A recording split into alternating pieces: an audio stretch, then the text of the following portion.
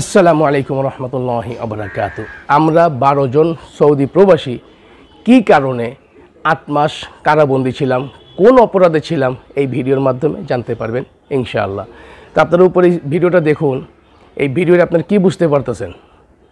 এখানে একটা উট কেনা হয়েছে, জবাই করা হয়েছে, এখন বর্তমানে রান্না চলতেছে। উদ্দেশ্য আমাদের প্রিয় মাতৃভূমি বাংলাদেশ। যখন 9 আগস্ট 2024 গত বছরে আমরা এই আয়োজনটা করি। আয়োজনটা কেন ছিল? আমাদের বাংলাদেশের ছাত্র জনতার যেই অবদানে আমাদের বাংলাদেশটা দ্বিতীয়বার স্বাধীন হয়েছে, যেটা আপনারা সবসময় বইলাইতেছেন, আপনাদের বলাতেই আমরা বলতেছি।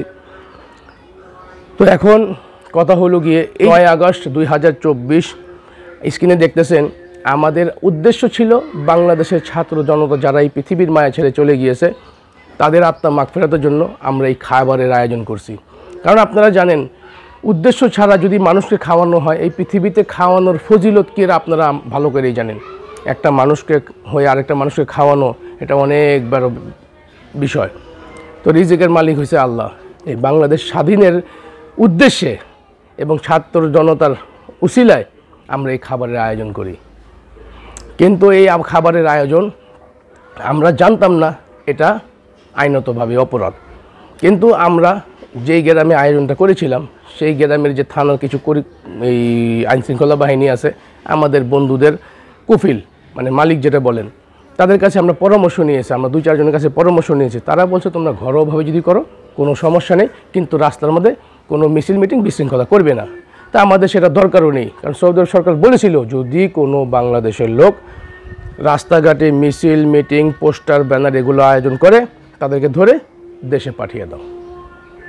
কিন্তু আমরা সেই আইনকে শ্রদ্ধা করি, সম্মান করি। সৌদি আরবে দীর্ঘদিন ছিলাম, সৌদি আরবে আইন মেনেই আমরা এতদিন চলাফেরা করতেছিলাম। এখন একটা ভুল আমাদের কাছ থেকে হয়ে গেছে, আর এই ভুলটা আসলে এটা ভুল না, এটা আমাদের সাথে প্রতারণা করা হয়েছে। যিনি আমাদেরকে ধরাইছেন উনি হলো বাংলাদেশি, আর যিনি আমাদেরকে ধরেছেন উনি একজন ডিবি কর্মকর্তা। আর সেই ডিবি কার্যালয়ের মধ্যে আমাদের একজন বাংলাদেশি ক্লিনার ছিল। তো তার পূর্বের কোনো শত্রুতা ছিল কিনা আমাদের কোনো বন্ধুদের সাথে জানি না। তো সে তার মনের যে জ্বালাগুলো ছিল সেগুলো মিটাইছে আমাদেরকে ধরিয়ে। ওই যে মহান রব্বুল আলামিন উপরে আছেন, এত বড় পৃথিবীর স্রষ্টার যিনি মালিক, তার সৃষ্টির সকলের বিচার করেন, তিনি অবশ্যই আমাদেরও বিচার করবেন। কী করেন আল্লাহর বান্দারা? দুঃখ লাগে না, কষ্ট লাগে। এই জন্য আমরা প্রবাসের মাটিতে একজন প্রবাসী আরেকজন প্রবাসী যখন ক্ষতি করি না, এটি আমাদের কষ্ট লাগে। তো আমরা 12 জন মানুষ কেন বন্দী হয়েছি? এই যে উপরে ভিডিও দেখ, শুধু মানুষকে খাওয়ানোর অপরাধে। তোমরা খাবারের আয়োজন করছো, ওরা মনে করতেছে আমরা এখানে মানুষ জমা করছি। সৌদি আরবের মধ্যে মানুষ জমা করা নিষেধ। 4 জন 5 জন 7 জন মানুষ জমাট করে কথাবার্তা বলা, এই কোনো কিছু নিয়ে আলোচনা করা, মানে মোট কথা বর্তমান সময়ে 5 জন 7 জন বসে কোনো কথা বলতে পারবেন না, বর্তমান যে আইন। এখন আমার কথা হলো কি, আমরা যেই আইন অমান্য করেছি, আমরা তো আইনতভাবে তাদের কাছে পরামর্শ নিয়েছি, কিন্তু ডিবির সাথে তার পরামর্শ নিয়ে মানে ডিবির কানের মধ্যে এখানে ভাইরাস ঢুকিয়ে দিয়েছে আমাদের বিষয়।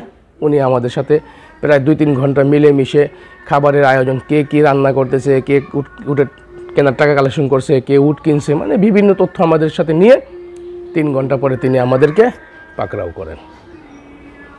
তো যাই হোক, যেটাই আমাদের সাথে ঘটেছে এটা আল্লাহর তরফ থেকে ঘটেছে। আল্লাহ তাআলা যার উসিলায় আমরা ধরা খেয়েছি, 8 মাস বন্দি ছিলাম বা একবারে দেশে চলে আইছি। তো ওই আল্লাহর বান্দাকে আল্লাহ তাআলা যেন হেদায়েত দান করেন, যাতে ওই মানুষের দ্বারা যাতে কারো ক্ষতি না হয়। আমি সকলের জন্য দোয়া করি। তো আপনারা ভালো থাকবেন, সুস্থ থাকবেন, আমাদের জন্য অবশ্যই দোয়া করবেন। ইনশাআল্লাহ আমরা কিছুদিন পর আবার সৌদি আরবে যাব, কারণ আমাদের মনের মধ্যে সত্যতা আছে, আমরা মিথ্যা না, আমরা অন্যায় করিনি। হাদিস কোরআন দলিল আপনার তথ্য বের করে দেখেন, মানুষকে খাওয়ানো কি অন্যায় না অপরাধ? এটা খুঁজে পাবেন না ইনশাআল্লাহ তাআলা। তো ভালো থাকবেন, সুস্থ থাকবেন, আপনাদের মূল্যবান মতামত অবশ্যই কমেন্ট করবেন। আল্লাহ হাফেজ।